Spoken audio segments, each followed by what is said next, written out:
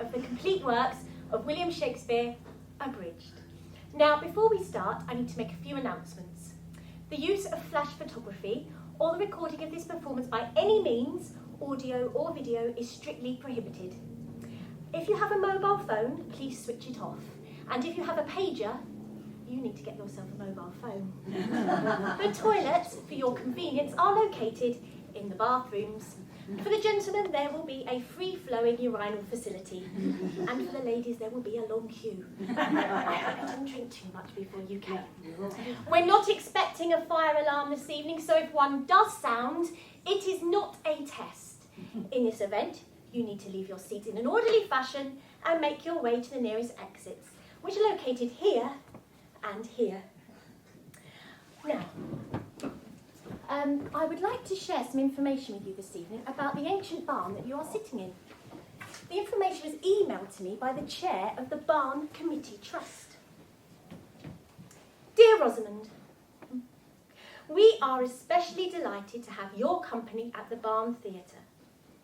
Through an extensive investigation using dendrochronology, in which samples of the oak timbers are taken, we have been able to determine that the timbers of the main auditorium were felled during the winter of 1598. Given that the original purpose of the barn was agricultural, we assume that the timbers would have been used that same year. Therefore, this puts the construction of the barn right in the middle of Shakespeare's writing period.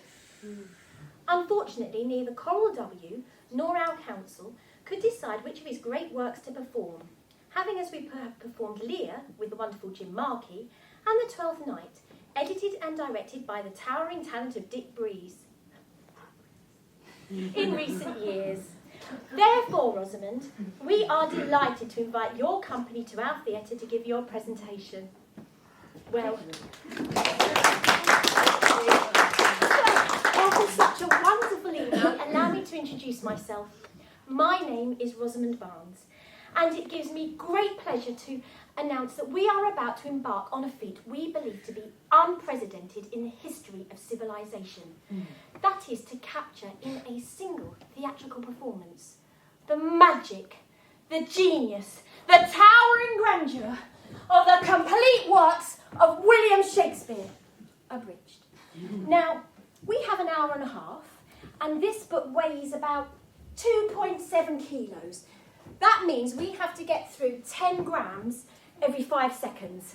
That's like a really big bag of pick and mix every 3 minutes and 20 seconds, or a 6-pack of lager really quickly. And nobody knows more about Shakespeare or alcohol than the man I am about to introduce. He is one of the world's pre-eminent Shakespearean scholars. He has a certificate of completeness from preeminentshakespeareanscholar.com. Here to provide our show with a much-needed preface, please allow me to introduce Mr. Harry Harding.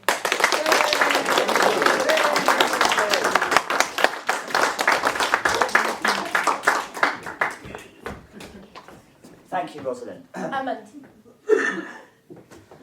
William Shakespeare, playwright, poet, actor, Stratford's proudest flower, transplanted from the heart of the English countryside to bask in the warmth of London's literary greenhouse. A man who, despite the ravages of male pattern baldness, planted the potent seed of his poetical genius inside the fertile womb of Elizabeth's England.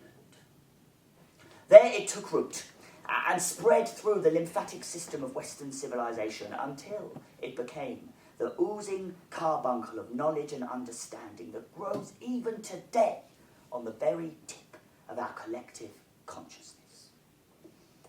And yet, how much do we intellectually flaccid members of the 21st century truly appreciate the plump fruit of Shakespeare's productive loins? How much? Let's find out, shall we? Bob, can I have some house lights, please? Oh, that's better. There you all are. Hello. Hello. Weren't expecting audience participation this early on, were you?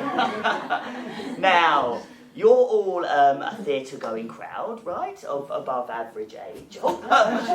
Literary sensibility. And yet, how many of you here have ever actually seen or read a play by William Shakespeare? Any contact with the bard whatsoever, please raise your hands.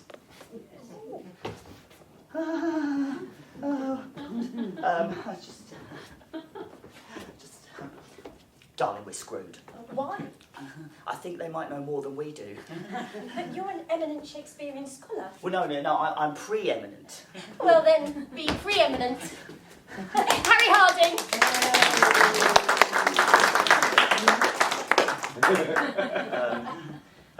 Okay. Okay. Now, how many people here have ever seen or read All's Well That Ends Well? Please raise your hands. Oh goodness. Okay, yes. Have you seen it, read it, madam? Yes. Both of those? No, I've seen it. You've seen it. Oh, lovely, Don't excellent. expect me to remember it, but I've seen it. Oh, good.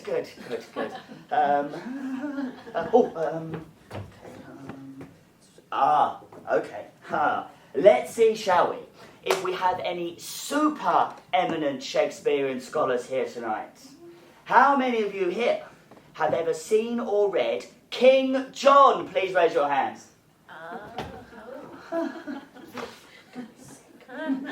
Okay, excellent. Yes, madam, you've seen it, read it? I've read it. You've read it, okay, excellent. And you, sir, you have your hands up? Yeah. Yeah, have you seen it, read it? I downloaded it.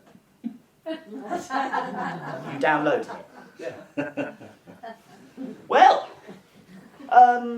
perhaps, if you don't mind, you could tell everyone here what it's all about. It's about Hunchback.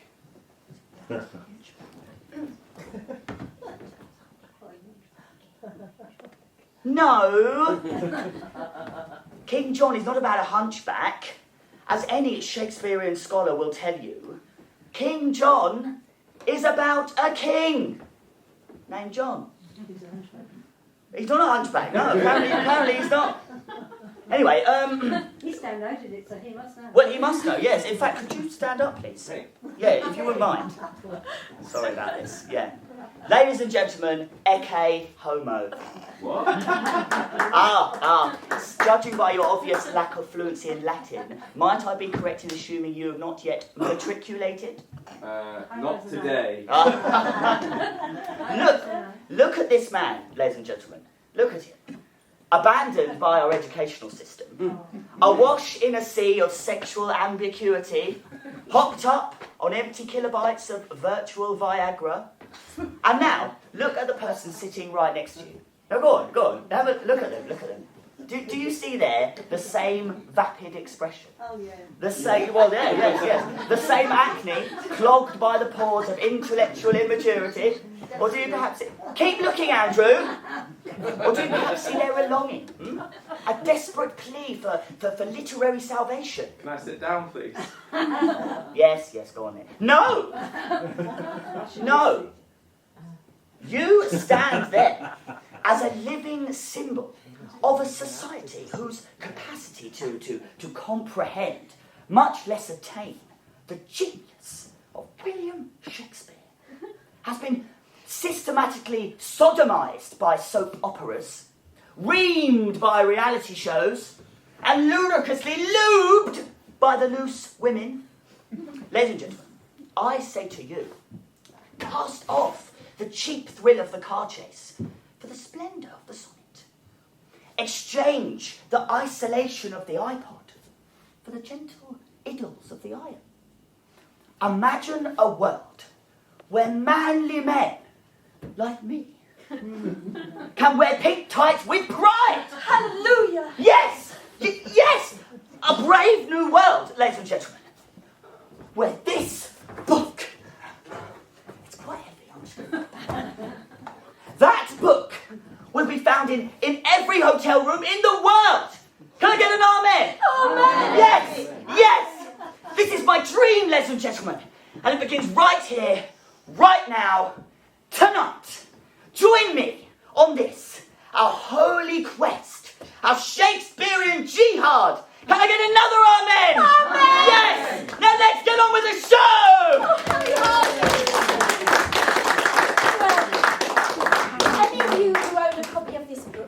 and no works is complete without a brief biography of William Shakespeare's life.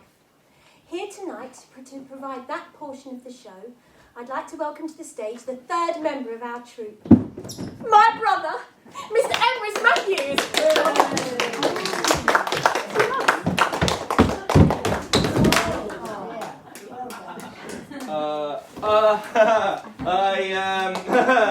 Yes.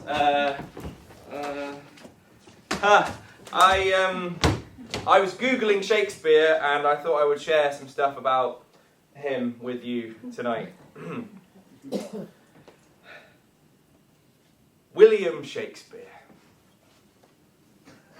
William Shakespeare was born in 1564 in the town of Stratford-upon-Avon, Warwickshire. Third of 8 children, he was the eldest son of John Shakespeare, a locally prominent merchant, and Mary Arden, daughter of a Roman Catholic member of the landed gentry. In 1582, he married a farmer's daughter named Anne Hathaway. Different Anne Hathaway. Oh, that's a shame. Shakespeare arrived in London in 1588. There he dictated to his secretary Rudolf Hess the work Mein Kampf, in which he set forth his programme for the restoration of Germany to a dominant position in Europe. After occupying the Rhineland zone between France and Germany, annexing Austria, the Sudetenland and the remainder of Czechoslovakia, Shakespeare invaded Poland on September 1st, 1939, thus precipitating World War II. I didn't know that. Did you know that? No. Shakespeare remained in Berlin when the Russians entered the city and committed suicide with his mistress, Eva Peron. He lies buried in the church at Stratford, though his head is frozen in a holding tank in Glendale, California. Emrys Matthews, ladies and gentlemen. Thank you. Ladies and gentlemen, please now allow us to present the complete works of William Shakespeare.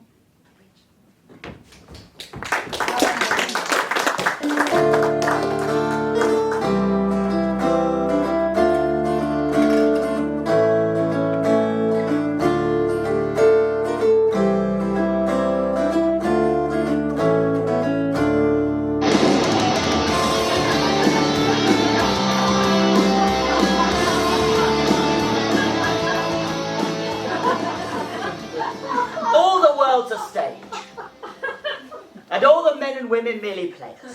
They have their exits and their entrances, and one man in his life plays many parts.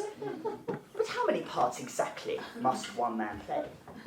According to my computations, there are 1,122 parts in all of Shakespeare's works. Far too many.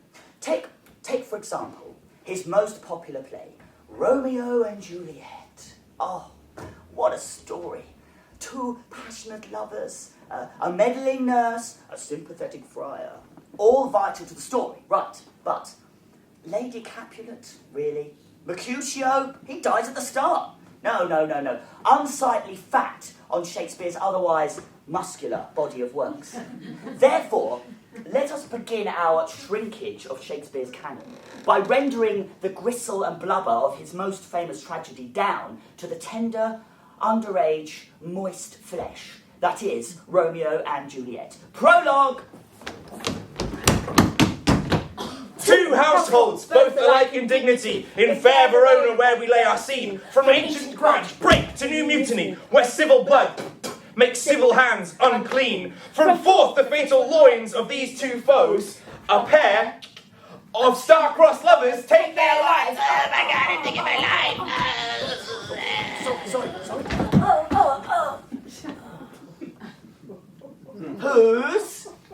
Whose misadventures, piteous overthrows, do in their death, bury their parents' strife. Thank you. Well done. Act 1, Scene 1. Behold 2 men in search of imbroglio. For the Capulets, Samson. What? Oh. For the Montague, Benvolio. Verona's fragile peace shall be undone, and tragedy begin with the biting of a thumb. Oh, I like to rise when the sun she rises early in the morning. Buy a pound of figs. Oh, it's him. I hate his guts. I swear to God, I'm going to kill him. All.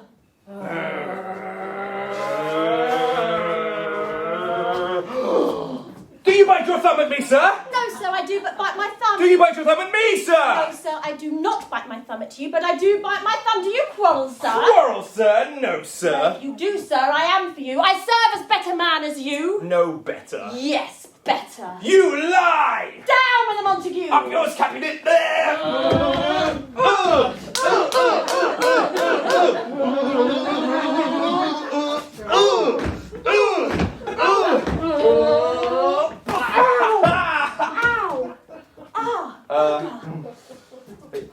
Are you alright, Ross? No, Emrys, that really hurt. I'm sorry.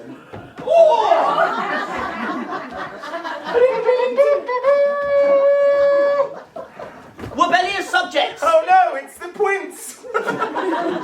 Enemies to the peace! On pain of torture, throw your mistempered weapons to the ground and hear the sentence of your moving quints. You, Capulet, shall go along with me. You, Benvolio, come you this afternoon to know our father pleasure in this case. This great hat. Saw you, Romeo? Right glad I am he was not at this fray. But see, he comes! Gaily. Oh, is Tomorrow, cuz! is the day so young? But new struck night! I me sad hours seem long. What sadness lengthens Romeo's hours? Not having that which makes them short. In love? Out. Out of love! Out of her favour what I am in love. Alas, that love so gentle in his breath should be so rough and tuneless in proof. Alas, that view as muffled still should be without eyes see pathway to his will. Go ye to the feast of Capulets! There's free wine. Oh. There it is. Now hie we to the Feast of Capulet, where Romeo shall meet his Juliet, and in a scene of fiery romance, he'll try to get into Juliet's pants. Oh, she doth keep the torches to burn bright. Did my heart love till now forswear its sight, for I ne'er saw true beauty till this night. Oh, for goodness sake. But if I profane with my worthiest hand this gentle fire, this holy shrine is this, my lips and blushing milk is ready stand to smooth that rough touch with a tender kiss. Good pilgrim, you do wrong your hands too much, which manly devotion shows in this, for saints hath hands that pilgrims' hands do touch, and palm to palm is holy palmer's kiss. Oh, have not saints lips and holy palmers too? I pilgrim lips that they must use in prayer. Well then, dear saint, let lips do what hands do. Saints do not move, though grant for prayer's sake. Oh, sin from my lips, oh, while then my prayers effect I take. And then the sin from my lips, the sin that they have took. Sin from my lips, oh, trespass sweetly urged. Give me my sin again. I'm gonna kiss you. But it's in the script. Kiss this. Oh! Oh!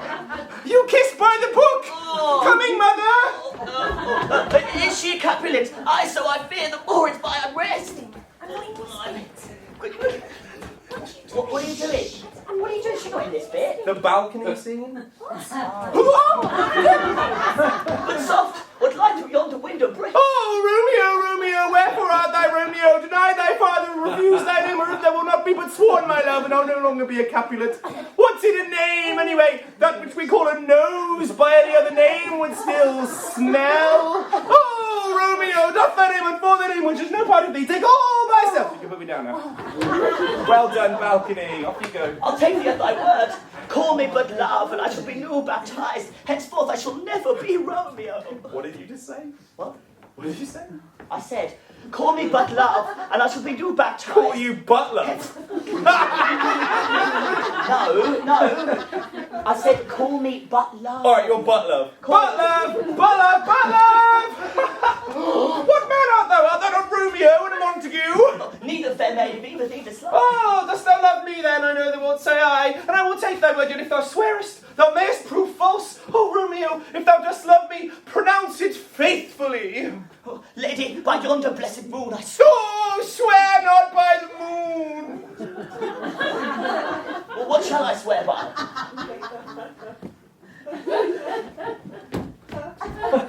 Lady, by yonder blessed virgin I swear. Oh, thank you. I don't think so.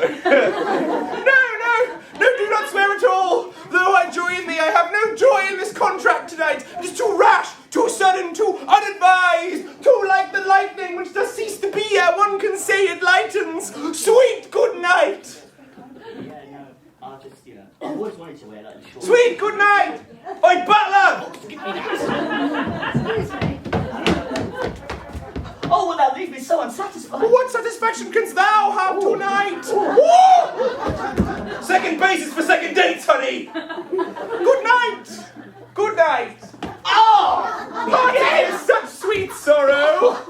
Bye, butler. Lo, Romeo did swoon with love, Oh. and Cupid had been crippled. But Juliet had a loathsome cousin, whose loathsome name was Tybalt. Romeo! The love I bear thee can afford no better term than this. Thou art a villain, therefore turn and draw. That's a flower. Okay. Turn and draw. Tybalt, I do protest I never injured thee, but love thee more than thou canst devise. Thou wretched boy, I am for you! Oh. I am slain! From Tybalt's death onwards, the lovers were cursed. Despite the best efforts of friar and nurse, their fate pursues them. They can't seem to duck it. And by the end of Act 5, they've both kicked the bucket. Gallop apace, you fiery-footed steeds, and bring in cloudy night immediately! Oh, come night, come gentle night, come Romeo, thou dame night, come civil night, come loving, black-browed night. Oh, night, night, night! Night, night, now all the nights, night, night, night, night, night, night. Oh, come. And bring me my Romeo. Oh, it's my historically inaccurate nurse. Mate, I don't know if you know, but your boob's out.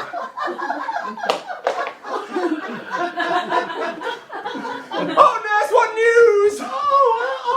I lack the day. Oh, he's gone, he's killed, he's dead. Oh, can heaven be so envious? Oh, Romeo. Who'd have thought it, Romeo? Bloody Romeo. Oh, what devil art thou to torment me thus? Hath Romeo slain himself?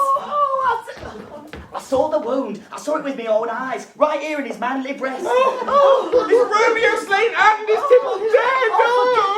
No. Tybalt is slain and Romeo is banished. Romeo that did kill Tybalt, he is banished. Did Romeo's hand shed Tybalt's blood? It did. Oh, it did. Oh, I like the day. Oh, nurse! Oh, nurse! Oh, Juliet! Oh, is it? I've got breasts! No!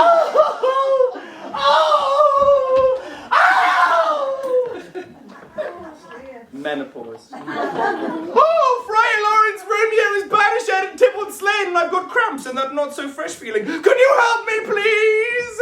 Take thou this vial, and distilled liquor drink thou off, and presently through thy veins shall run a cold and drowsy humour. I feel a cold and drowsy humour running through my veins. Obi-Wan. Oh, what pretty colours.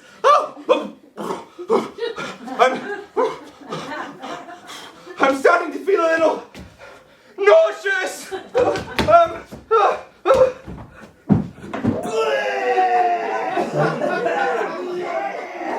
Oh, I'm so sorry. I feel so much better now.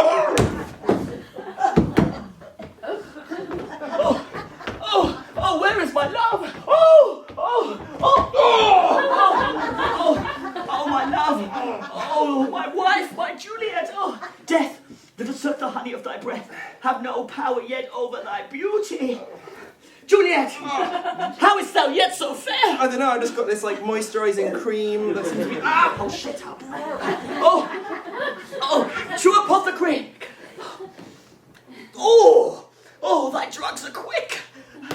Thus, with a kiss, I die. Oh, good morning. Where is my love? Again. What's this? Close to my true love's hand. Yes. Oh, poor poison I see hath been his timeless end. Oh, churl, drunk all and left no friendly drop to help me after. Then I'll be brief. Oh, happy dagger, this is thy sheath. Well, that's Romeo for you.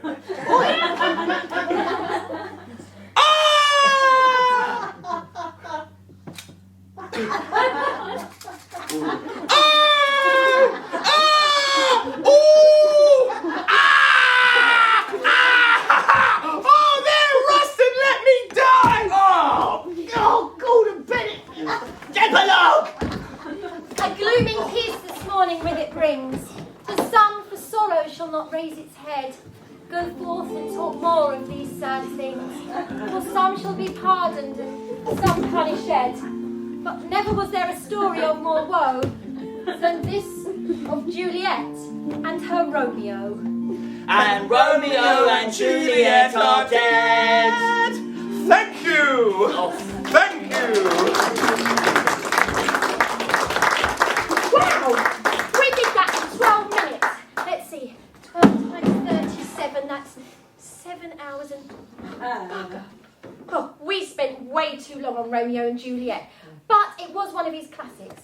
Unlike our next play, which Shakespeare wrote as a 24-year-old starving artist.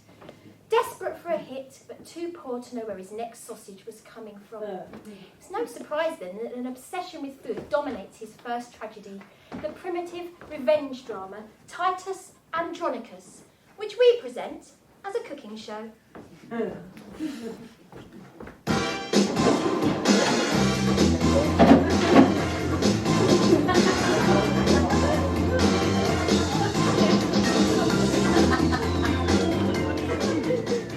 Good evening, everybody. I'm Titus Andronicus, and welcome to the Gory Gourmet. Now, when you're having a lousy day, your hand's been chopped off, your son's been murdered, your daughter raped, her tongue cut out, both her hands chopped off as well, the last thing you want to do is cook. Unless, of course, you cook the rapist and feed him to his mother at a dinner party. My daughter Lavinia and I will show you how. Say hello, Lavinia. Hello, Lavinia. And how are you feeling today? Well, not so good. I've got my tongue up out, my hands up off, he raped me, I'll never get out. Well, that's a pisser. But we'll get our revenge, won't we? Oh, now, hark villain, I will grind your bones to dust, and of your blood it will make a paste, and of the paste a coffin I will rear, and make a pasty, oh, I hope it's Cornish, of your shameful head. Now, come, Lavinia, receive the blood. Okay. Now, you want to make a nice, clean incision from the carotid artery to the jugular vein, like so. Oh, Daddy, that's really gross. I know. Now be sure to use a big bowl for this because the human body has about 8 pints of blood in it. And when that he is dead, which should be right about now. Let me go grind his bones powder small and with this hateful liquor temper it, and in that paste let his vile head be baked at about 340 degrees. And later you have this lovely human head pie, which I prepared earlier. I also chopped up some ladyfingers for dessert. Now, who will be the first to try this delicious high-protein treat? What's that? What head? Welcome, gracious lord. Welcome, drag queen. Will please your feet, will please your feet. Of me? It's finger licking good. Finger licking? That's really funny, Daddy. High five! Anyway, that's all we've got time for this evening. Please tune in tomorrow when Timon of Athens will be giving us a meaty new take on the Greek salad. Say good night, Lavinia. Bye-bye, Lavinia. Good night, everybody. Thank you. Bye. That was disgusting. But inexplicably, it was one of the greatest hits of his career, which meant that Shakespeare, who was now swimming in sausages, could broaden his artistic horizons. Compare, for example, the immaturity of Titus Andronicus to the complex subtleties in his next drama, his next tragedy, Othello, the Moor of Venice.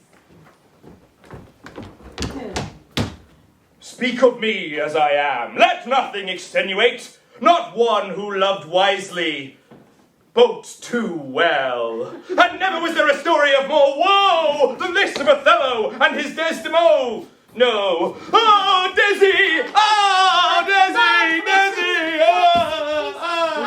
Excuse me, Emrys. I'm sorry about this, Sorry, ladies and could you just give us gentlemen. a moment? It Sorry. seems that Emrys, securing the infallibility of the internet, has Googled the word more and determined it's a place where you tie up boats. Is that what you do? I didn't Google it. I wikied it. Seriously, Emrys, go and lose the boats, please. Yes, get off, Wally. Yeah, I know. What is a moor?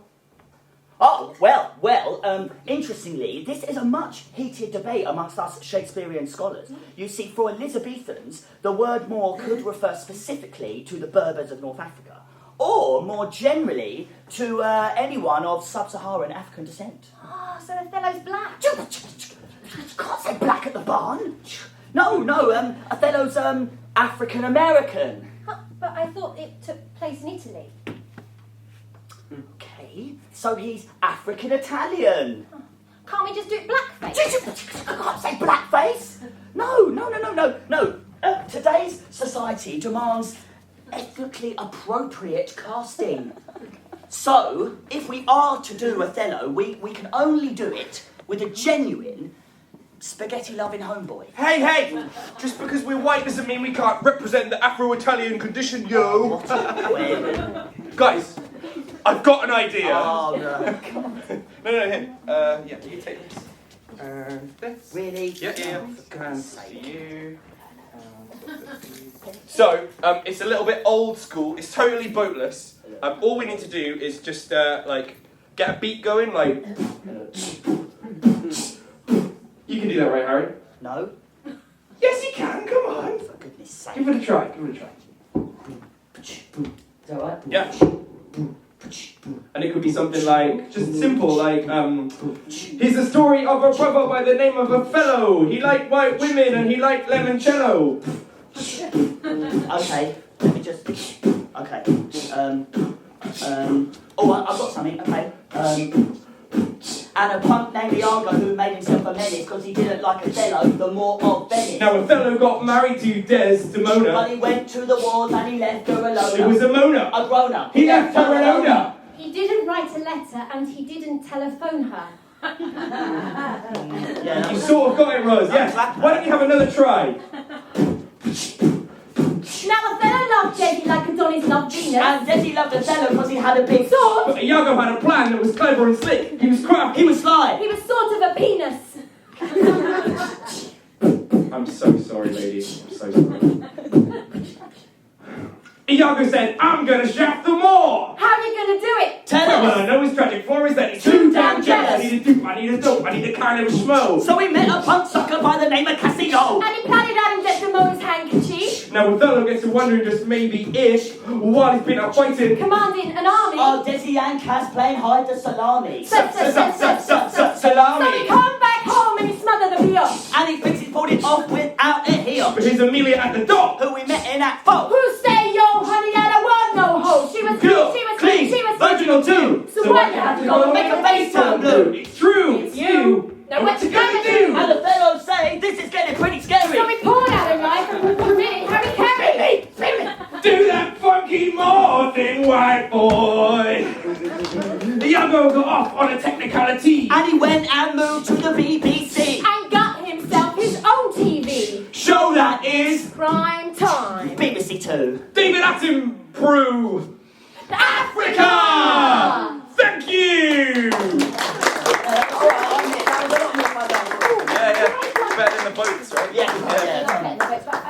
I think we should lighten up from all this tragedy and move on to the comedies. Oh, comedy! Comedies! Yes, comedy. Now, comedies. So, Shakespeare's comedies were greatly influenced by the Roman plays of Plautus and Terence, of its hilarious metamorphoses, and the rich Italian tradition of commedia dell'arte. Ooh.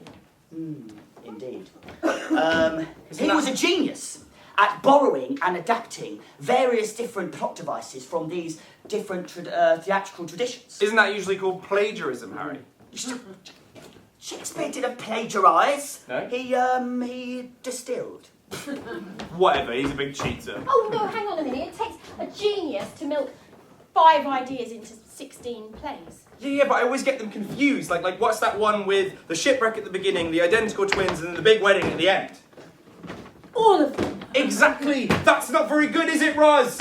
Is it, Shakespeare? Well, that's because Shakespeare should have written one exemplary play instead of 16 crap ones, which that's not your box over here, which is why I, Harry Harding, have taken the liberty of condensing Shakespeare's comedic diarrhea into one single solid, well-formed lump of hilarity, which I have entitled The Comedy of Two Well-Measured Gentlemen Lost in the Merry Wives of Venice on a Midsummer's Twelfth Night in Winter, or Cymbeline taming Pericles the merchant in the Tempest of Love as much as you like it for nothing. Or 4 weddings and a transvestite! Move aside. Act 1. A Bohemian duke swears an oath of celibacy, turns the rule of his city over to his tyrannical brother, and sets sail for the golden age of Greece. Oh, I can hold that if you want. Okay, you hold that. Now, while rounding the heel of Italy, the duke's ship is caught in a terrible tempest. That casts him upon a desert island with... What? Did you know that made a noise? What? Just... Honestly, can't get it properly. Which casts him upon a desert island, along with his stupid, innocent younger daughter. Oh dear father, I am so lonely and pubescent on this island. I am sad, boo-hoo. And frisky, rawr. Oh, precious daughter, watch out for symbols of colonial oppression lurking in caves waiting for virgins. Okay, bye-bye. Meanwhile, the Duke's long-lost son, a handsome, dashing, stupid young merchant, is also shipwrecked, coincidentally, on the very same island... Oh, for goodness sake! Where's the off... Does it have an off... It doesn't, you just have to play it to the end. Stop it! Coincidentally, on the very same island. how shall I survive without funds in this strange foreign land? I know I must needs find me an old Jew. Behold, here cometh a convenient Judeo-Italian stereotype now. What's the matter, you? Hey! Need a payday loan, buddy? The wicked Jew tricks the merchant into putting his brains down as collateral on the loan. Such a deal.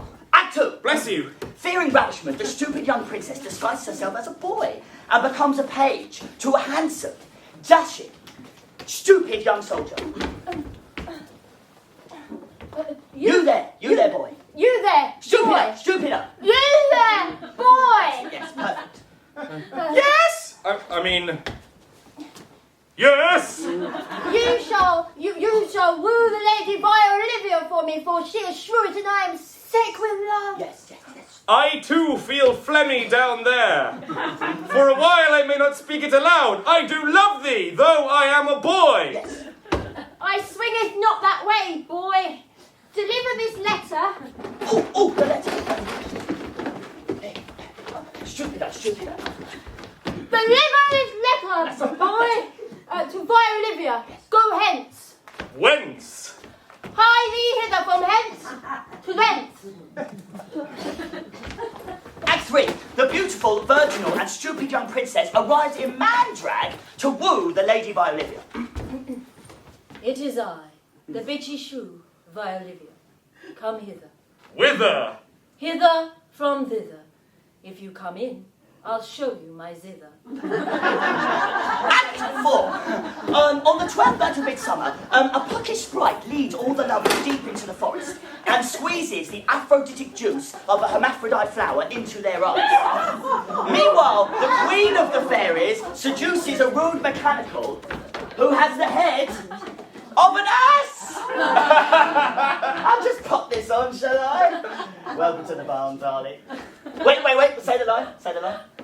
Yes, but I have the ass of a man and I'm hung like a donkey. I can't believe you guys say that! Moving right along. Anyway, Act 5. In the ensuing bisexual animalistic orgy, the princess's man clothes get ripped off. Oh my clothes are being ripped off! Revealing a smoking hot pot, complete with female genitalia. The merchant recognises his sister. My nearly identical twin. My long-lasting, strangely attractive brother! The shrew realises she's bi-curious. Oh, brave new world. The dashing young soldier decides he actually prefers bottom. And thereby hangs a sweet tale. Jupiter! Jupiter! And thereby hangs a sweet tale. Yes, good. The two exit, pursued by bear. Oi, a bear! Oh, the bear! The bear! And they all get married at Chewingberry Farm and live happily ever after. Now give me your hands if we be friends, cause all's well that finally ends. well. Thank you. Thank you. Thank you, ladies and gentlemen. Thank you. I am Harry Harding. Thank you. I had no idea that Shakespeare was such a perv. That was like 16 plays in 5 minutes. But if we're going to get out of here before midnight, we need to get back to the tragedies. Tragedies! Tragedies. Oh, tragedies. Serious. Yes, tragedies. Now, interestingly, we've discovered that Shakespeare's comedies aren't nearly as hilarious as his tragedies. Do you know what? That's true. You know what's the really funny one? What? The Scottish play. Oh, yes, that's Oh, hilarious. yeah, Macbeth. Don't say it! Why not? It's cursed and it's really bad luck to say it on stage unless you're Yes. performing it. Yes. That's why we refer to it as the Scottish Play. But we are performing it. There's nothing even remotely Scottish about it. What? Look, Emrys. It's all in the performance, darling. You have to see the heather trickling on the highlands. Feel the air wafting up your kilt, and smell the vomit steaming from the alleyway down the side of the pub. Good idea. Kilts. Kilts. Whiskey? Whiskey, yes. Vomit! Ladies and gentlemen, please allow us to present our authentically Scottish version of Macbeth.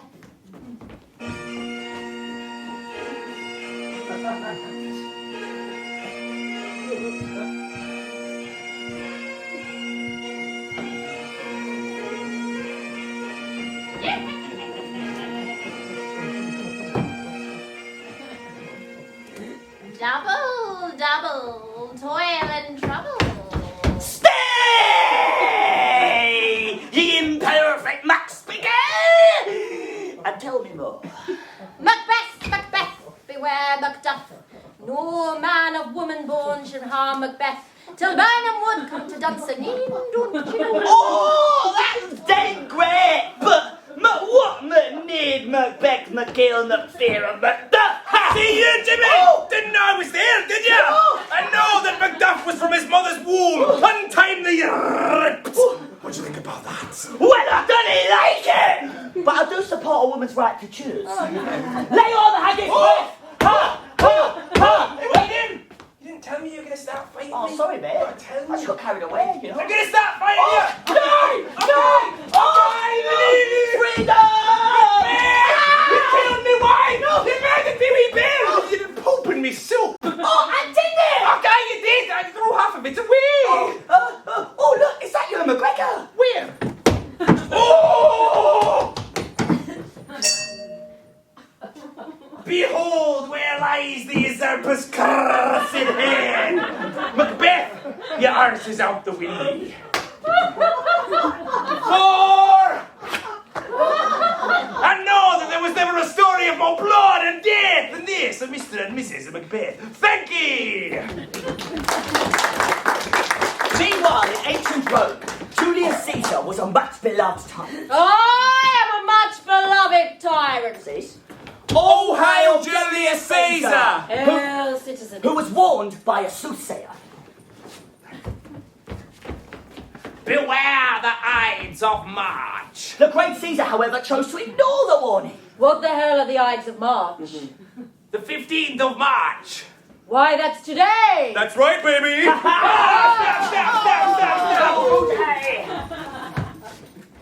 Ooh, nice crown. Friends, Romans, countrymen, lend me your ears. I come to bury Caesar, so let's bury him and get on with my play. Antony! And Cleopatra! Is this an asp I see before me? It's not even in... Come, venomous wretch! But- Oh! Oh! Help! Oh!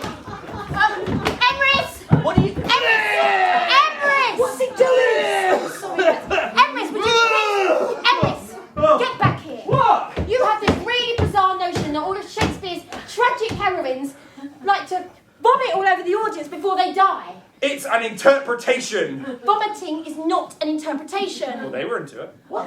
Look, Antony and Cleopatra has got nothing to do with gastrointestinal distress. Right, yes, right.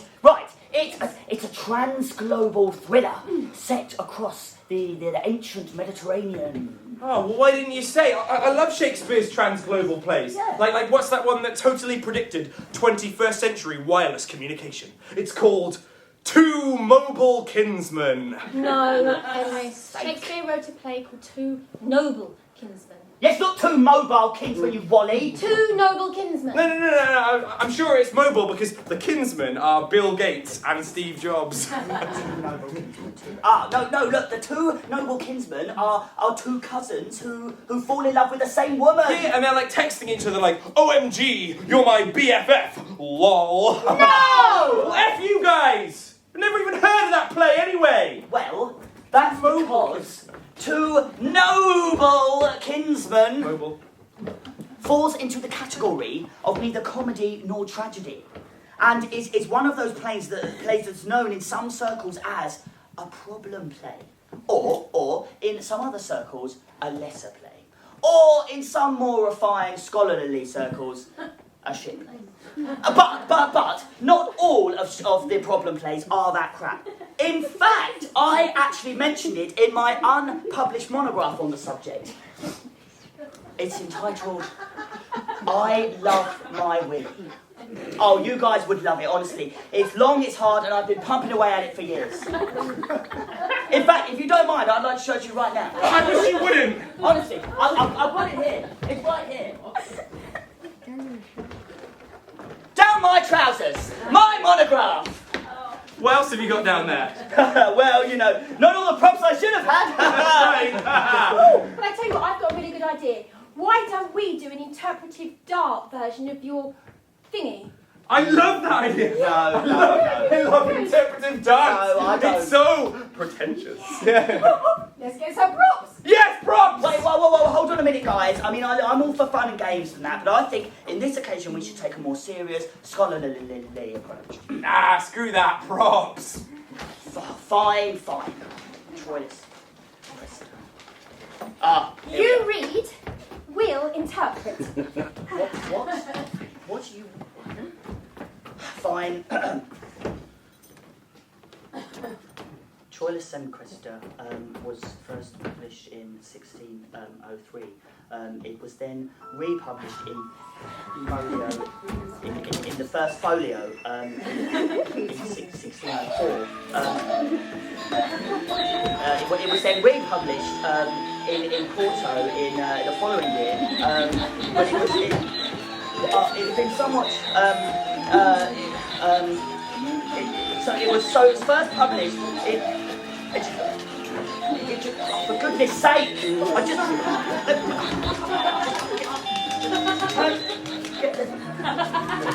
no props! Take the bloody boat with you! Don't you dare! For goodness sake.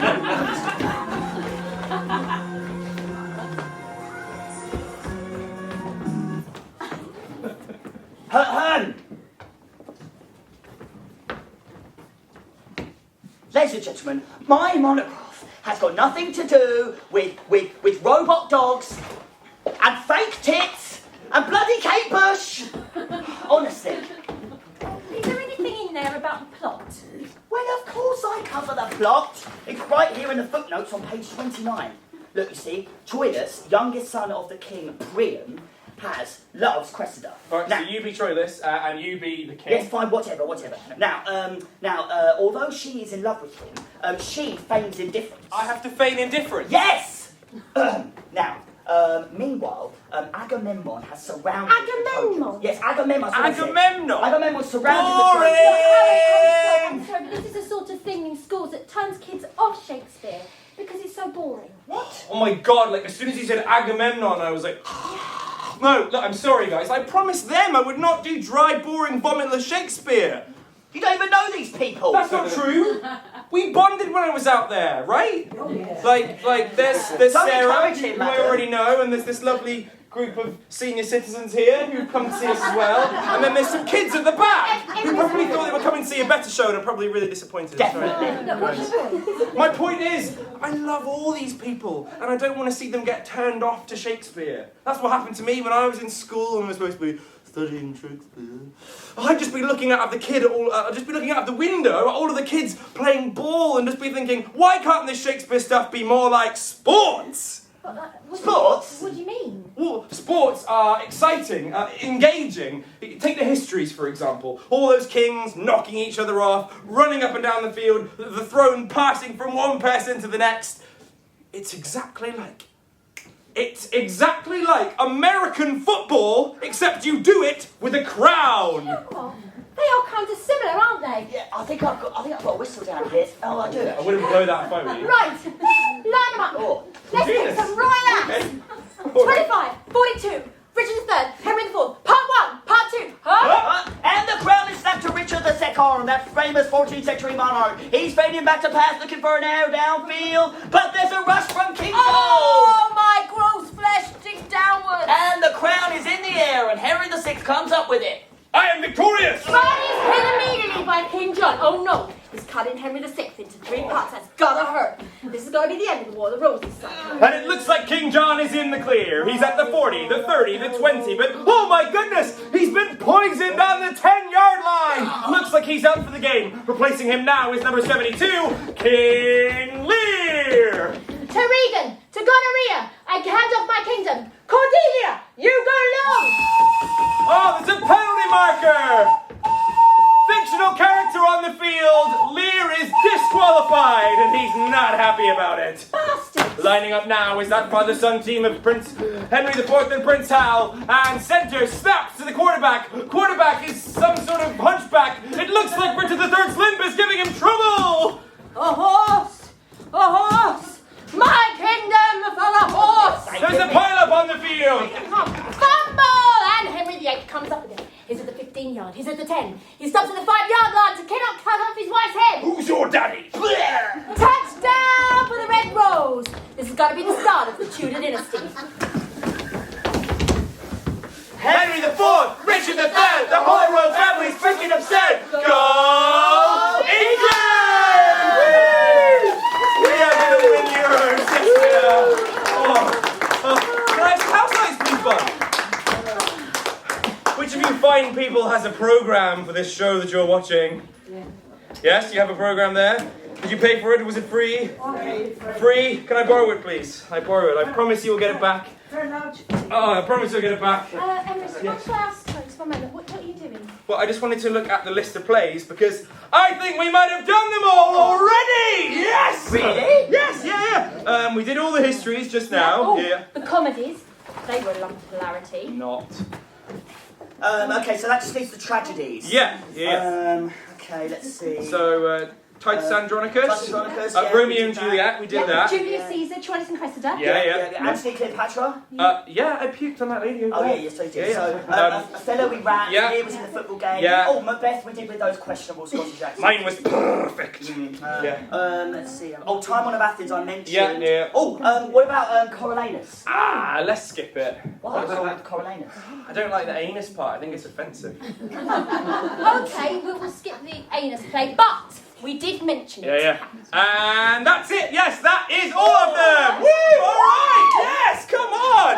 Thank you. It looks like we might actually be allowed to let you go home early. Wait. Thank you. I think we might have forgotten one. Yes. What? She knows. Get the programme, Roz. He knows exactly what I'm talking about. Hamlet. Shakespeare did not write Hamlet. Yeah. What? Yeah, he did. Well, what's it about then? Well, you know, it's about the prince who struggles with his conscience after his uncle murders his father. Yeah. That's the Lion King. The Lion King. Ladies and gentlemen, 36 plays down, 1 to go. Perhaps the greatest play ever written in the English language. A play of such lofty, poetical, and philosophical, and sexual. Harry! Harry! Yes? Hamlet is a serious hardcore play, right? Right? I'm just not feeling up to it. But it's the last one. I know it's the last one, but I'm emotionally and physically drained from the football game, and I just don't think I can do it justice. Well, we don't have to do it justice. We just have to do it. But I don't want to do it! Look, Emrys, our show is called The Complete Works of William Shakespeare, Abridged. Well, we'll just change the name to The Complete Works of William Shakespeare, Abridged. Except Hamlet! That's the most ridiculous thing I've ever heard! You're the most ridiculous thing I've ever heard! Hang on. Emrys, I think all of these lovely people out here would really like to see us do Hamlet, wouldn't you? Yes, see? You can't let them down, they're your friends. Yeah. Fine. We'll do Hamlet. Enjoyable. That's a two-person show. If you guys want to do it, you do it. I'm just going to sit out here with these guys. You're my friends, right? No! Don't make me go! Don't make me go! Get back up there. No! Don't touch me! Don't touch me! Oh, all right. God, listen to her. Look, we're doing Hamlet, okay? Now, we'll need a Bernardo and a Horatio. Got it. Rosencrantz and Guildenstern. No, they've got their own play. What did Emrys! I'm getting sick and tired. I will kill this lady here! I will do it! I have a finger! Look, Emrys, I'm sure we'd all love to see that, wouldn't we? But I think it might She's put her making off. a coffee, can't care. She's making the coffees! What are people going to do in the interval? It might put her off coming back for the second half. Please. Thank you. Honestly. It's a nightmare. Where did you find him? I'm not doing it! What? Emrys, come back here, you common lady! Harry! Emrys!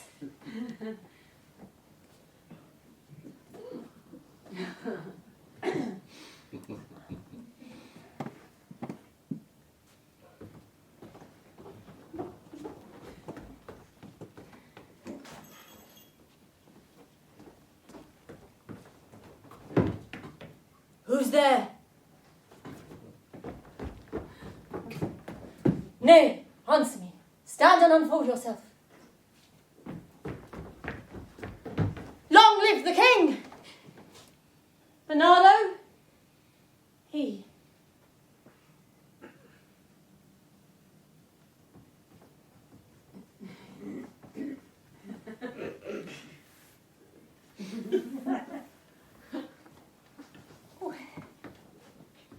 Did you know that the pilchard and the sardine are actually the same fish, but the pilchard's bigger? I was driving along today and on Radio 4 they were talking about the history of the Cornish pasty. I could share.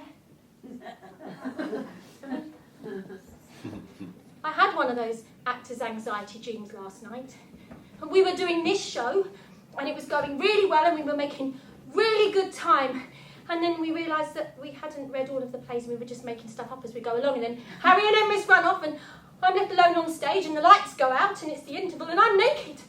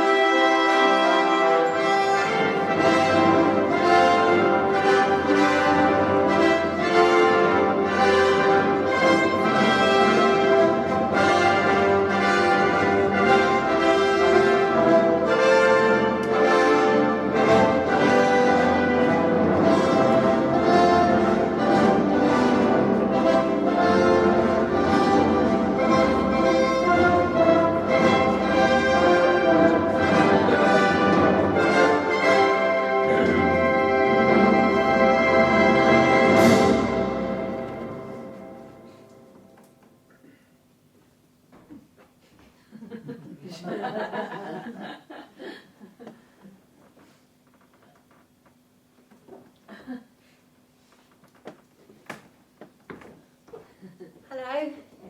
Hello. Did you have a nice interval? Yes.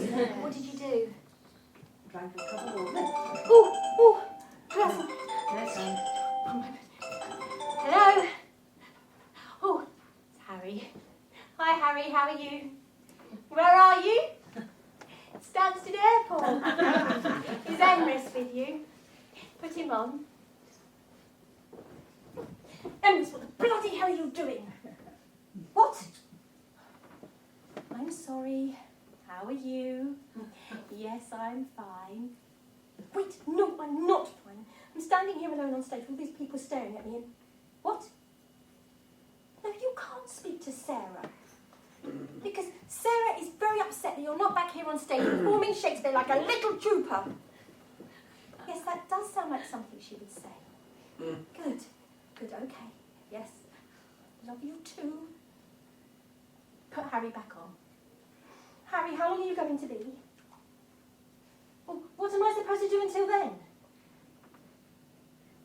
Oh, yes, what a good idea. Okay, right. Oh, and Harry, please make sure that Emrys doesn't have any sugar, because you know what his blood sugar's like. Harry? Harry and Emrys are on their way back, ladies and gentlemen. In the meantime, Harry kindly reminded me that we need to cover Shakespeare's sonnets. Now, let me see. Aha! Now, Shakespeare wrote 154 Shakespearean sonnets, which we have condensed onto this A4 card. Now, what I thought we could do is we could pass it through the audience. Okay, so we could start with you, and you could read it, enjoy it, pass it to the person next to you. You read it, enjoy it, pass it, and then you pass it. And then if you'd be so kind as to pass it to this lady here, and then if you could pass it back to that gentleman, and then we go all the way right to the back. By the time we get to the back, Harry and Emrys should be back. Okay? Right. Lovely. So if I just pass this to you, okay, so just start at the top there. Have you got the salt? And you should be able to, so a little bit more house light here. Can you see? Lovely. Right, good. Okay. Right. Ladies and gentlemen, Shakespeare's sonnets. She's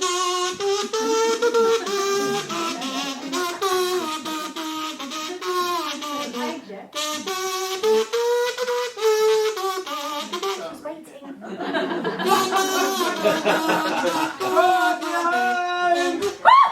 Harry and Emrys. Everybody look left.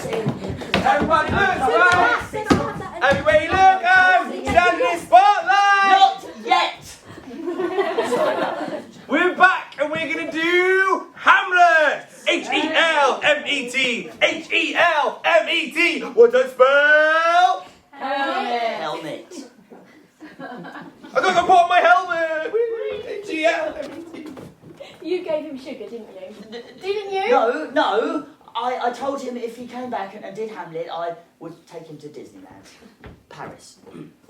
Where were we, ladies and gentlemen? Oh yes. Bob, could you set the lights and the scene for the greatest play ever written in the English language? Very nice, Bob. Hamlet, the tragedy of the Prince of Denmark. The place? Denmark. The setting, Elsinore Castle, midnight. 2 guards enter. Who's there? Nay, answer me. Stand and unfold yourself. Long live the king. Bernardo. He. 'Tis struck 12. Get thee to bed, Felicio. Horatio, for this relief much thanks. Well, good night. Peace. Break me off. Look, there it comes.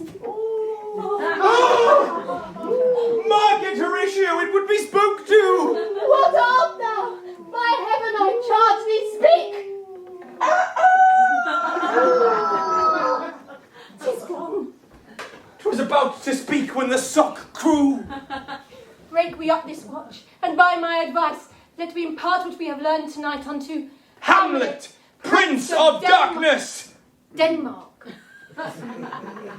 Denmark.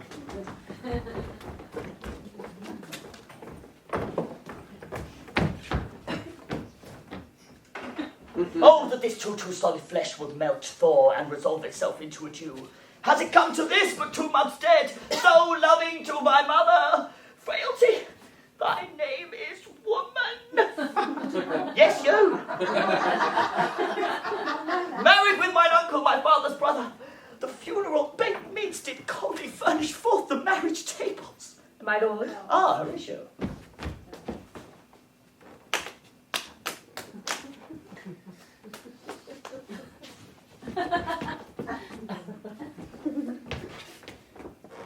Oh, methinks I saw my father. Where? In my mind's eye, Horatio. My lord, I think I saw him yesternight. Saw who? The king, your father. The king, my father, but where was this? On the platform where we watched. Oh, 'tis very strange. I will watch tonight, perchance 'twill walk again. Oh, 'tis very strange, would the night would come. Oh, the air bites shrewdly. It's very cold. My lord, look. It comes. Oh.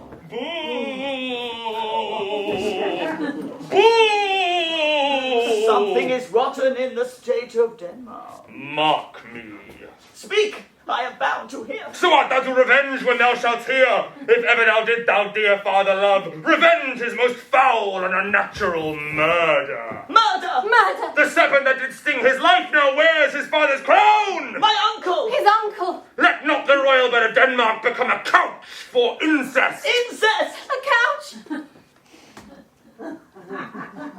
Adieu, Hamlet. Remember me. Boo! Boo! Oh, my lord, this is strange. There are more things in heaven and earth, Horatio, than are dreamt of in your philosophy. So, piss off.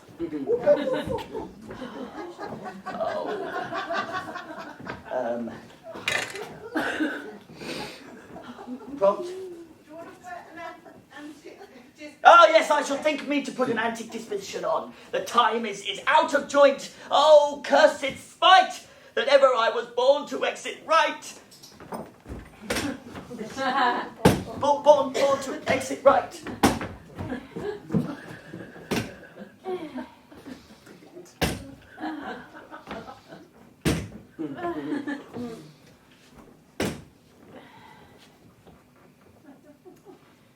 Neither a borrower nor a lender be. Oh my God!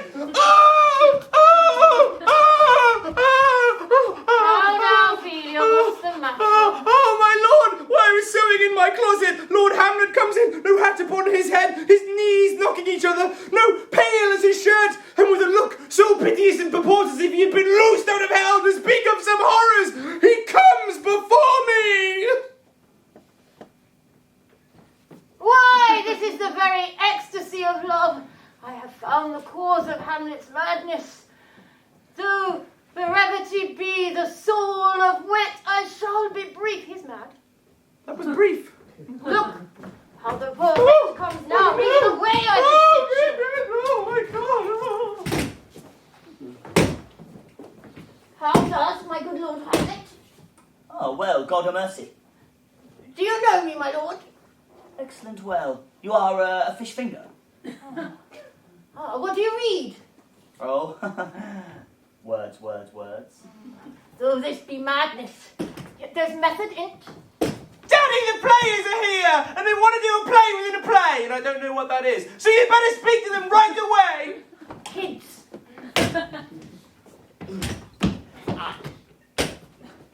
For goodness sake.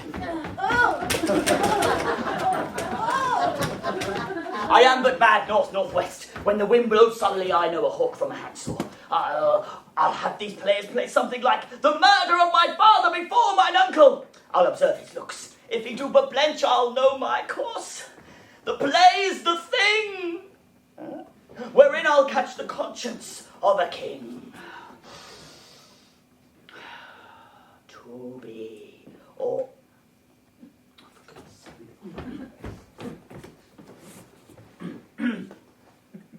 To be, oh, for crying out loud.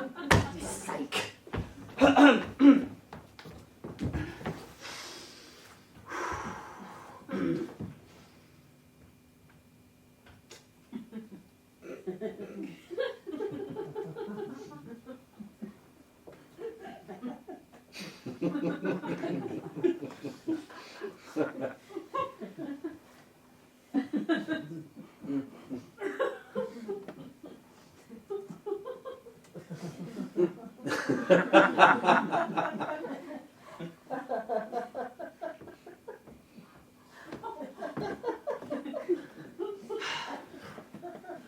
To to be. Or not to be. I know! For goodness sake, they put me off! Honestly, hear him laughing from the back. To be or not to be, that is the question. Whether it is nobler in the mind to suffer the slings and arrows of outrageous fortune, or to take arms against the sea of troubles by opposing it, to die, to sleep, perchance to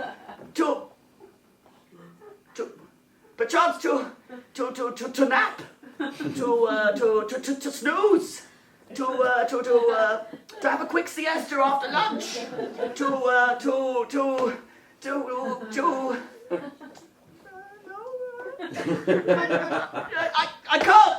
can't do it. Can we have some house lights, please, Bob? What happened to your sleep? They were laughing at me. No! They weren't laughing at you, they were laughing at adjacent to No, you. they were laughing at me. That lady was laughing at me. She wasn't laughing. She was. She just had too much to drink in the interval. She was laughing at me. They all laughed at me, just like they laughed at Helen. Ladies and gentlemen, this is a very emotional speech, and frankly, Harry hasn't been himself lately. Helen! Who's this Helen he keeps talking about? I don't know, there's this neurotic character called Helen in The Archers, but... The Archers? This is The Archers. How dare you? She's not neurotic. She's been through hell. She's been abused by Rob, and now she's in prison. She just had the baby. You don't even care. You listen to The Archers! Well, who here doesn't? Am I right, ladies? Oh, wait a minute. What about all that stuff you were spouting about killing our televisions and embracing the bard? Was that all rubbish? No. You're not really a preeminent Shakespearean scholar at all, are you, Harry? Are you? No. I'm not preeminent at all. I'm a fraud, you guys. But, hang on a minute, you took that course. Well, I didn't finish it. I saw your certificate. I made it in Photoshop. I don't even know who you are. Look, I'm sorry, okay? I thought the world of Shakespearean scholarship would be, you know, fast cars and hot babes. But it's not! It's all folios and quartos and quadrains and id bids. I mean, what's an id bid? But it's so cold, you know? But when I'm in Ambridge, and everyone's so old and carefree and gay, and I just love my stories.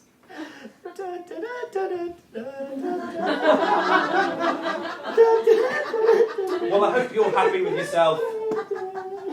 I'm sorry, ladies and gents. I think we are just going to have to skip the to be or not to be speech. Right. Wait a minute, we can't skip the to be or not to be speeches. They're the most important speech in all of Shakespeare. It's overrated. Overrated? Think about it. Hamlet is meant to be killing his uncle, and suddenly he's talking about killing himself. I mean, where does that come from? It totally weakens his character. No, it makes it more complex. The layers give it meaning. The layers make it crap. All those boring speeches with big words nobody understands. Like what's that one that goes, I have of late, but wherefore I know not, lost all my mirth. Forgone all custom of exercise, and yet it goes so heavily with me that this goodly disposition of the earth seems to me a stale promontory. This most excellent canopy, the air, look you. This brave o'erhanging firmament, this majestic roof fretted with golden fire, why it seems to me no more than a foul and pestilent congregation of vapours. What a piece of work is man! How noble in reason, how infinite in faculty, in form and moving, how express and admirable, in action, how like an angel, in apprehension, how like a god. And yet, to me, what is this quintessence of dust? Man delights not me. Hey! That wasn't crap! Mate, that was awesome. You see, the two can it's emotional and intellectual. The two can live side by side. Like Helen and Rob. Yeah. So when I play Ophelia, I can add some layers. Oh, do you know what? That would be really appreciated. I mean, it's not just all about screaming and vomit, you know. There's something going on inside our pretty little wings. Oh, I get it. Ophelia is complicated. Oh, you know, the get thee to a nunnery scene. I bet in that scene she's like thinking stuff and like feeling stuff like at the same We time. could do that scene real quick. Whoa, you can't rush all those layers. No! If Ophelia is that complicated, we need to peel open her brain like an onion. Oh, that's gross. No, Emrys, you're actually having a rare moment of lucidity. We could explicate Ophelia's id, ego, and superego. Do a sort of Freudian analysis. Yeah. We could divide Ophelia's brain into 3 different parts. Like, I'm going to be Ophelia, so one of you guys needs to be the id. Oh, I can't be Ophelia's id. I'm already playing Polonius and Laertes, and the play within the play scene's coming up, and I'm overbooked. I've got so many parts. Id? Hello, I am Hamlet! Fine. Then I'll just get one of my new friends to do it. Could I have some house lights, please, Bob? Right. What friends have I in the audience? I don't know. I have some young friends up here. Would you like to come and be my friend? Really? Yes, you would. Of course you would. A little round of applause. A big old round of applause. Emrys, you can't just bring some bozo up on stage to play Ophelia's id. She is not some bozo. She is my very best friend. What is your name? Abby. Is it alright if I call you Bob? It's just easier to remember. Is that alright? Yeah? Fantastic. Alright, Bob. What's happening in this scene is... Harry, tell Bob here about all the layers. Right, sure, Bob. You see, it's very simple. You see, Hamlet is playing out sublimated childhood neurosis, right? Displacing repressed Oedipal desires into sexualised anger towards Ophelia. Yeah, See? yeah. Hamlet is being a prick. Yes, okay, basically, yes. Yeah, Now, the id represents the raw animal power, which Emrys has effectively encapsulated in Ophelia's trademark scream. Why, thank you, Well, Harry. you're very welcome, Emrys. Look, this is clearly over her head. What? Just give her a chance. Give her a chance. I'm so sorry, Bob. In this scene, Hamlet is annoyed at Ophelia. He says to Ophelia to get out of his life. He says, "Get thee to a nunnery." And in response, Ophelia's id screams. You see, Bob, it's very simple. You see, Hamlet says, "Get thee to a nunnery," and then Ophelia's id screams. Okay, understand? Yeah, she gets it done. Thank you for breaking up the group, Yoko. Just ignore her, Bob. Don't listen to her. Yeah. Now, I'll give you your cue, Bob, okay? Now, just let me step into character. Get thee to a nunnery. See? Told you! Wow! Come on! Right, I thought that was better than you'd done it. That's all I'm saying. Yeah. Yeah. Wait, Bob, where are you going? Come back! We are not done with you yet. I thought that was pretty good, Ross, don't you? Yes, Sorry, Bob. she can stay. All right. You know, you're not an actress. Frankly, it does show. But I still think you showed a lot of heart, Yeah. a lot of courage, a lot of, as Shakespeare would say, chutzpah. Bless you. Thank you. And all we need to do to get a better scream is just get everyone involved. You know, create a supportive environment for Bob here, right? Yeah. Right, Harry? Yes, we could divide the rest of the audience up into Ophelia's ego and superego. Ah, yes. Fine! Let's just get on with it. I will get the ego. All right. I've got plenty of that already. House lights, Right, Bob? yes, can I have some house lights, please? You up, Bob? Yeah, you thought you got in the way there, didn't you? Yeah. No such thing, I'm afraid. Plenty more to go. Yes, definitely. Yes, come on. Yeah, come on. Come on, thank you. Little encouragement here. So, you are going to be playing the part of Ophelia's ego. Yes. Now, at this part in the play, she's feeling flighty. She's confused. She's an ego on the run. Oh, yes. So why don't we symbolise this, Bob? Do you mind if we call you Bob? No. Right. Why don't we symbolise this very simply by just having you just run up and down in front of Ophelia's id? That's it. Okay, so All right. when I say go. All right. Whoa. Just however you like to. In a silly way. In an egomaniacal way. Yeah. So would you just, I'll run with you. Right. On your marks. Get set. Go. Fantastic. You're around the corner. All right. Ladies right here, you are going to be Ophelia's unconscious. So Ophelia's unconscious is like the watery depths of her soul, right, Harry? Whatever. And she is washed on the tides and the currents. So what I would like you guys to do is just put your hands up in the air. Hands up in the air if you can, yeah. Wave them back and forward like this, sort of undulate and say, maybe, maybe not. Maybe, maybe not. Maybe, maybe not. Very well done, thank you. Well Thank you very done. much. Thank you. Hold on though, guys, hold on. Yes, sorry, you, sir, you there, yes, you. Yes, you, Andrew, yes. Sorry, you weren't participating with the rest of the group, were you? And you know what that means, don't you? It means you'll have to do it all by yourself. Right. Don't worry, no one's looking. Stand up, please. Stand up. Stand up, Andrew, that's right. Yeah. Put your arms up. Yeah. Very good. And ready, go.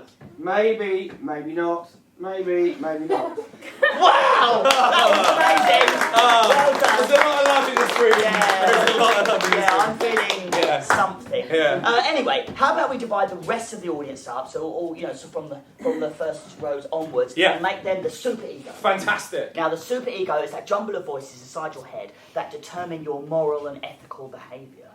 It's very powerful stuff. Very difficult to shake. Some people don't shake it in their entire lifetime. Sort of like Catholicism. Exactly. Yes. So we're going to have to be fast and loose with this. All right. You three people here are going to be section A. You little group of people there, you're going to be section B, and you lovely line of people there are going to be section C. Well done. You know your ABCs. Yes. Fantastic. All right. We'll start with section A. Section A. You are going to be the masculine part of Ophelia's brain. You are the voice of all of the men in her life who've been holding her back. We'll use Hamlet's line for this. I'd like you to say, "Get thee to a nunnery." Let's give it a try, shall we? Section A. Get thee to a nunnery. Amazing! That was pretty good, yeah. All right. And section B, you are going to be the voice of Ophelia's inner hoe. Freud would call it her libido. Whatever. The libido is the part of Ophelia that wants to get it on with Hamlet. So she's like saying to herself, "Oh, for God's sake, do something with yourself. Put on some makeup or something." Oh, no, not you. No, you've got plenty of makeup on. You're fine. Actually, there's a great line straight out of the Shakespearean text we could use. Yeah? Okay. What is it? Oh, paint an inch thick. Is that to do with makeup? I've no idea. Okay, well, let's let's use it anyway. do it anyway. All right. So section B, I'm going to have you say paint an inch thick. Let's give it a try, shall we? Section B. Paint an inch thick. Amazing! Oh, yeah, that was all right. All right. Yeah. And finally, section C, you're the most important section of all because we are going to use you to make Ophelia relevant to the 21st century. Ah, interesting history. So maybe she wants to be powerful and respected. Yeah. But at the same time, she wants to maintain her femininity. Exactly. Maybe she wants to be a corporate executive, but also wants to raise a family. Yes, Ros. She just feels like saying, "Look, cut the crap, Hamlet. My biological clock is ticking, and I want babies now." Oh, why don't we just get them to say that? All right. Section C, we'll have you say, "Cut the crap, Hamlet. My biological clock is ticking, and I want babies now." Let's give it a try, shall we, if you can remember it. Section C. Cut the crap, Hamlet. My biological clock is ticking, and I want babies now. Yeah! Sort of it. Well Yes. done. Brilliant. Fantastic. All right, now, Bob, not forgetting about you. So, Bob, we are going to get all of this going at once. The ego, the super ego. That's right, the unconscious, maybe, maybe not. Yeah. Remember, ladies? Yeah. The biological clock is ticking, remember, guys? Okay, so now, your job as an actress is to take all of these voices and blend them deep within your soul. We're going to whip all of this up into a mighty frenzy, and then I'm going to stop everything. All attention goes to you. And in that moment of truth, I want you to let out with that scream that epitomises Ophelia's it. Oh, she can't wait. Okay, everybody, deep breath in. Out. Right, on your mark. Oh, and whatever happens, guys, act natural. Let's start with the ego. On your marks. Get set. Go! Go! Ready, ladies? Arms up. Maybe, maybe not. Section A. Maybe not. Get thee to a nunnery. Section B. Section C. Section A. B. C. A.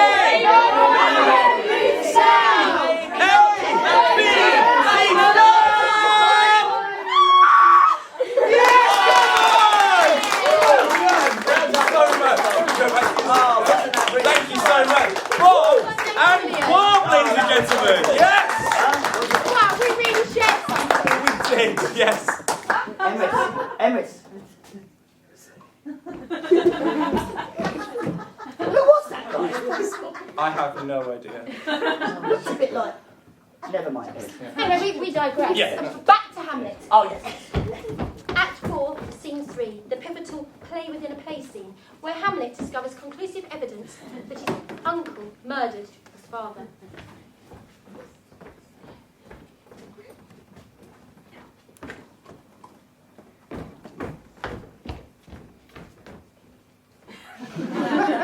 Now speak the speech, I pray you, as I pronounced it, trippingly on the tongue.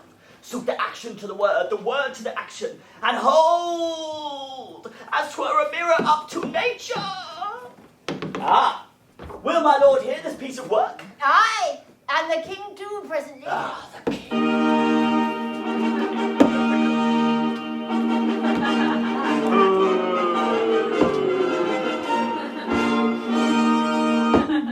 How now, Hamlet? How does my cousin and my son?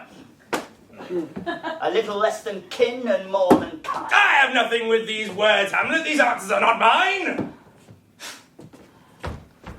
Give me a seat. The king wants to park his royal rump. A seat, my lord. I will, since you get out of the bloody way. My lord, the royal court of Denmark wishes to present the murder of Gonzago. What's that then? Oh, it's a puppet show! I love me them wacky puppets. And my lord, Act 1.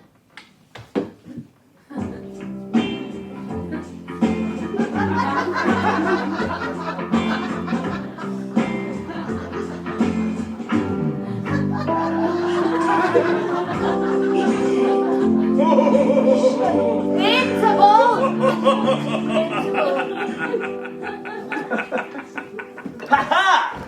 How likes my lord the play? The lady doth protest too much, methinks. Get it? Get it? He doesn't get it. My lord, Act 2. Bless you! I'm on fire! Oh, he still doesn't get it.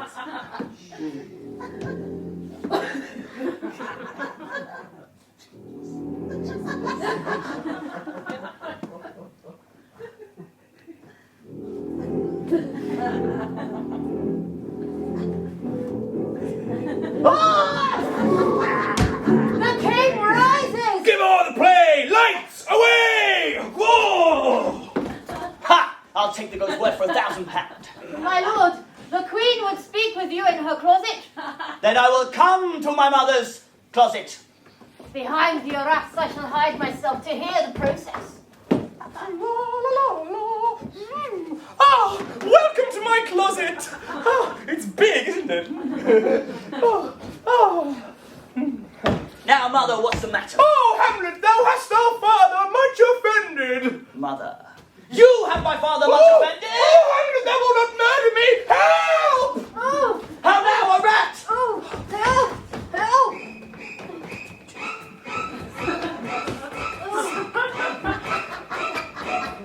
Oh no, this is going to hurt.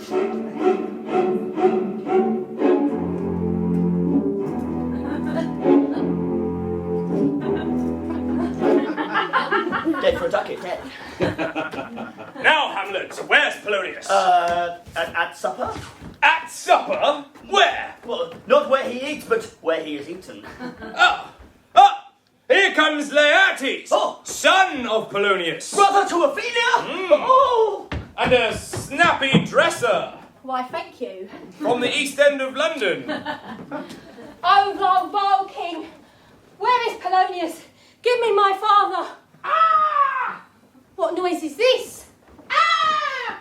Fair maid, dear sister, sweet Ophelia! They pour him barefaced on the pillow with a hey nonny nonny, hey nonny, and in his grave regain a tear with a hey nonny nonny, ha cha cha cha. Ah, be gone, be gone! I'm mad! I'm out of my tiny little mind. You see, Bob, this is acting, all right? Here's rule for you, and a roseberry for remembrance, and I would have given you violets, but they withered all when my father died. You bastards! I'm starting to feel a little nauseous.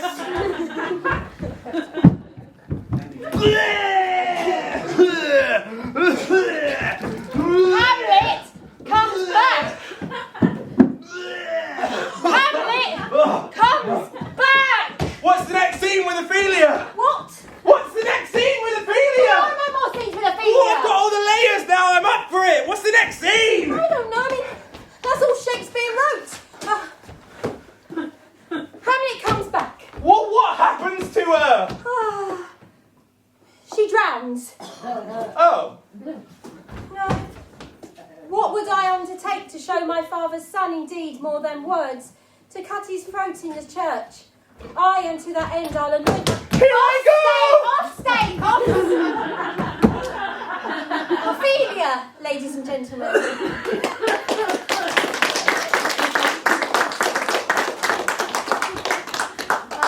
I'll anoint my sword with an unction so mortal that where it draws blood, no cataplasm can save this thing from compulsion. I don't know what it means either.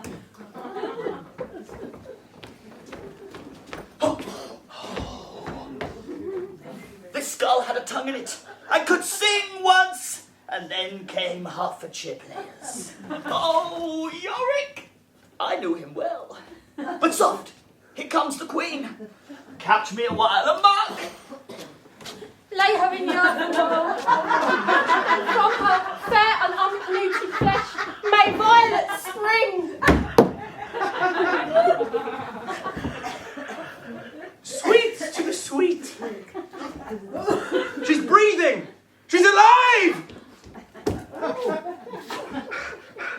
Live, damn it, live! I know. I think I might be wrong. I think she's not alive. I think she might be dead. Farewell! Hold off the earth a while, till I've held her once more in mine arms. What is he whose grief bears such emphasis? Ha! It is I, Hamlet the Dane! Gentlemen! Hamlet! Laertes! To me! Oh! Ha! I will fight with him until my eyelids no longer wag. The cat will mew, the dog will have his day. Give us the foils. Now be careful! These are sharp! Come, sir. Come, my lord. Clink, clank, swish, poke, Slice. smack. Ha! Hit. Oh, no. Judgment. A hit, a very palpable hit. Ha! What are you wearing? What are you wearing? Layers? No? Alright. Hamlet, drink off this cup a while! Nay, set it a while, uncle, mother, cousin, whoever you are. Clink, clank, swish, poke, smack. Ha! Ow. Another hit, what say you? A touch, I do confess. Ha! The Queen carouses to thy health, Lord Oh, Hamlet! madam, do not drink. Oh, I beg your pardon, my lord, I bloody will! Oh, 'tis the poison cup, it is too late. Come for the third, Laertes. Clink, clank, swish, poke. Slice. Ah! Shit! Oh! How does the Queen? She swoons to see you bleed. Oh, no, I'm poisoned!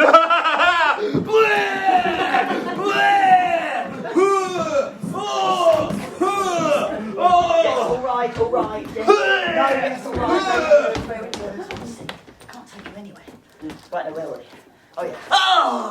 Oh, villainy, treachery, seek it out. It is here, my lord.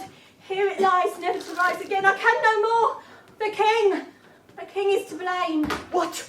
The pointed venom too? Oh, venom do thy work?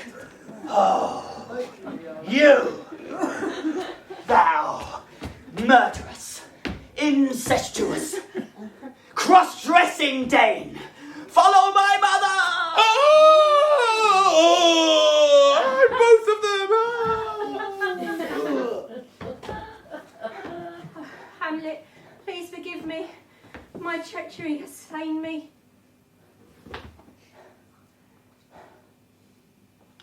Heaven make thee free of it. I'll follow thee.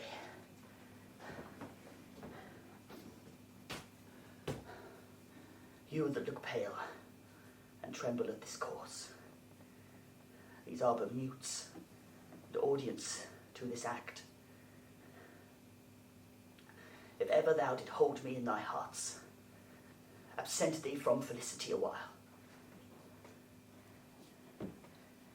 and in this harsh world, draw thy breath in pain to hear my story. The rest is silence.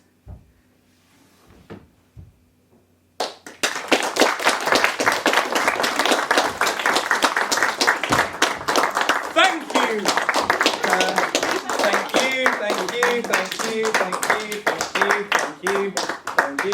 you. Yes, all right. I was just trying to say thank Yes, you. I know. Thank you, ladies and gentlemen. That was the complete works of William Shakespeare, Abridged. 37 plays in 97 minutes. We actually finished a few minutes early. Let's do Hamlet again. We don't have time. We do if we cut the layers. Okay, ladies and gentlemen, you shall have an encore! I should probably make an announcement in case there's any small children in the audience. This may look like fun and games, but there's actually a lot of sharp swords and crazy props flying around. Please do bear in mind that the three of us are trained professionals. Do not Try this at home. Go over to a friend's house. Oh, that this too solid flesh would melt. My lord, I think I saw your father yesterday night. Would the night will come? Mark me. Something is rotten in the state of Denmark. Revenge my murder. My lord, this is strange. There are more things in heaven and earth, Horatio. Now piss off. To be or not to be, that is the question. Good my lord! Get thee to a nunnery. Now speak the speech trivially on the tongue. Give all the play. I'll take the ghost word for £1,000. Now, mother, what's the matter? They will not murder me! Help! Help, help! How now? A rat, dead for a ducat, dead. Now, Hamlet, where's Polonius? At supper. Where? Dead. Dead?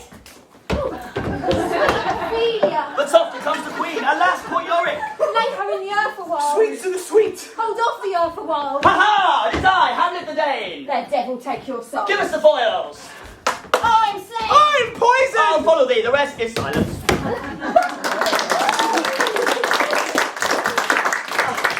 How much time do we have left? Oh, well, only about 30 seconds. Yes. Ladies and gentlemen, we shall do it faster!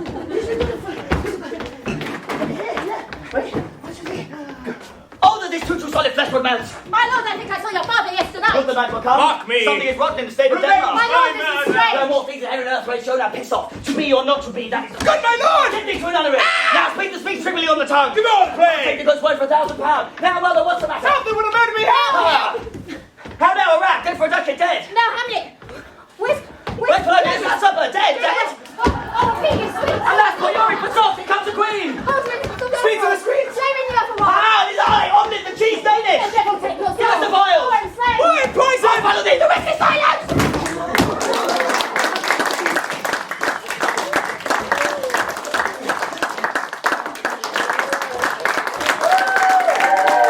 Ladies and gentlemen, you have been fantastic. We will now do it backwards. But I thought we were out of time. Screw that, I'm having fun, so am I. Oh, God. Just let me get my wig. Oh, and be sure to listen out for the satanic messages. Silence is rest thee, thee follow I. Poisoned am I? Oh! Slain am I of. Loyalty us give. Dane the Hamlet, I is this. Earthly of hold. Sweet little sweets! Earthly in her lay. Queen that comes here, Yorick poor, alas. Ophelia, sweet. Half miles where? Ducat, up or dead. Help, help. Help me, murder thou! Do thou will what? Mother, the what matters now? Yip, yip, yip. Donald Trump Now is come blood! the trivially speech to speak. Ah! Nunnery, to thee dead. Lord my Be good! two not, or be two. On piss Horatio, earth and heaven, more things are there. Strange is this, Lord mine? Denmark and fate, something is rotten. Yesternight, Father, your sore, I think, my Lord Melt mine. solid flesh, two, this, that. Oh, you thing!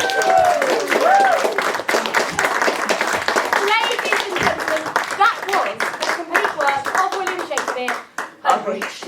If you enjoyed the show, please tell both of your friends. And if you didn't enjoy the show, then this was the Frontier Trilogy. I'm Rosamund. I'm Harry Hyde. And I'm Emrys. And we're going to Disneyland! Woo! Harry.